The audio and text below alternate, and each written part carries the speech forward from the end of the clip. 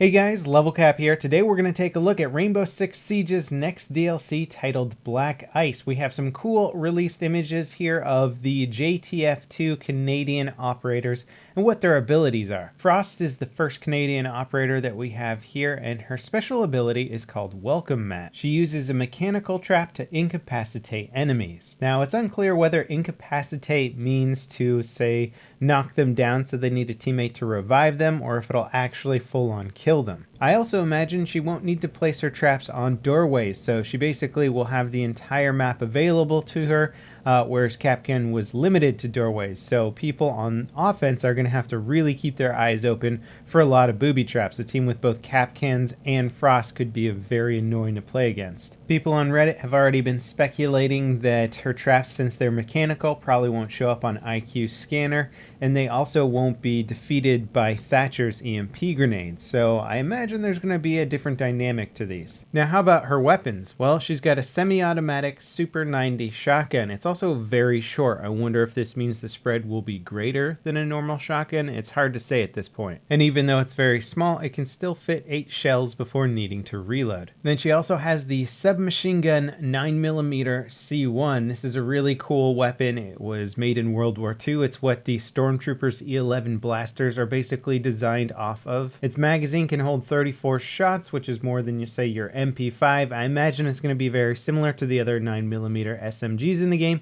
but it does have a pretty slow rate of fire, so it'll be interesting to see how this one stacks up. Next up, we have Buck for the attacking team, and his special ability is called Skeleton Key, and it toggles the underbarrel shotgun attachment on his main weapon. So yes, he can have a standard assault rifle or a shotgun. You don't have to make a choice now at the beginning of the round. He comes with a 9mm sidearm, and he can choose between either stun grenades or breaching charges. One of his primary weapons is the C8 SFW, which is a fancy way of saying Canadian's M4. The stats are very similar to Ash's weapons. In fact, I would imagine it's somewhere between the G36C and the R4C in terms of performance. His next weapon option is the CAMRS, and this is a gun that I'm really excited to see in this game. It's actually the FAL, a iconic battle rifle.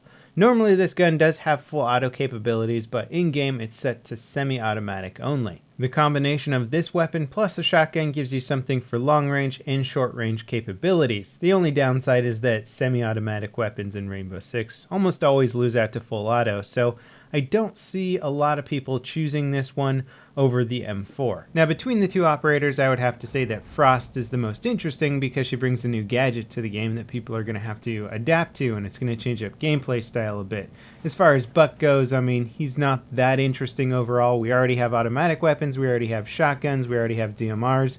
He's not bringing anything new to the game, he's just giving you the option to use 2 different types of weapons and adapt to the situation maybe a little bit better than other operators could. Now, when the DLC hits on February 2nd, everybody's going to get the new Black Ice map for free. It's a frozen yacht. We have this one concept image of it here, or official map image of it here. It's pretty vague, but it looks like there might be a bit of vertical gameplay inside of a frozen yacht. Now, the 2 new operators will also be available to everyone. This is kind of a cool way that Ubisoft is doing their DLC.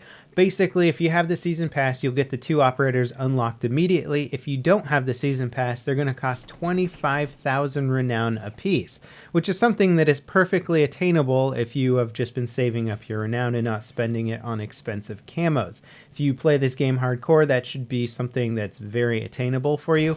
If you play it very casually and don't have a lot of renown, then you might want to think about getting the season pass. Now, this new practice of not separating the player base based on what kind of DLCs they've purchased is a great one, and I hope many games in the future take the same practice. Giving everyone the map right off the bat for free is great. The operators are just something that's like, hey, you can really work for it if you're a dedicated player and don't have to spend any extra money, or you can spend some extra money and get them right away. I think it's a perfect trade-off. Honestly, it doesn't feel like it's a pay-to-win game in any way. The new operators are cool, but it's not necessarily going to keep you from doing well in Rainbow Six if you don't have them. Now, the one downside to this first Black Ice DLC is the fact that it's only launching one map, and there's already a bunch of maps in Rainbow Six Siege that I don't really like. I think everybody kind of universally groans when we get to the Oregon map or just some of the lesser popular maps in this game, and so if Black Ice is not a good map pack, then that's going to suck because there's only one map to choose from. I think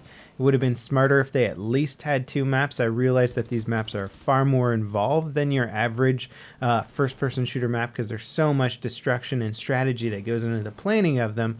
I just hope the yacht map is actually good, because if it's not, that's going to be a bit of a letdown. In addition to that, I foresee a problem with people wanting to play the new map but not being able to because of the map selection problems in this game. You can't really effectively choose what maps that you want to play. There's no vote map option. There's no matchmaking setting like in Counter-Strike where you can say, oh, I only want to play like Dust 2 or Mirage, and then you just play those maps. So there's no way to do that in this game, and since there's going to be 12 maps when this new one comes out, you're going to play this new map 1 out of every 12 matches, statistically speaking, so it could be a while before you actually get to experience the new map, and I think this is something that Ubisoft needs to address pretty quickly. If they allowed you to pick your top 4 or top 5 maps, I think this would be a pretty good way about going through some of the map filtering, so you don't have to play the maps you don't like. Anyway, really looking forward to the launch of this first Rainbow Six Siege DLC. Excited for more content coming to the game. I hope you guys enjoyed this video, and I'll see you next time. This is Levelcap,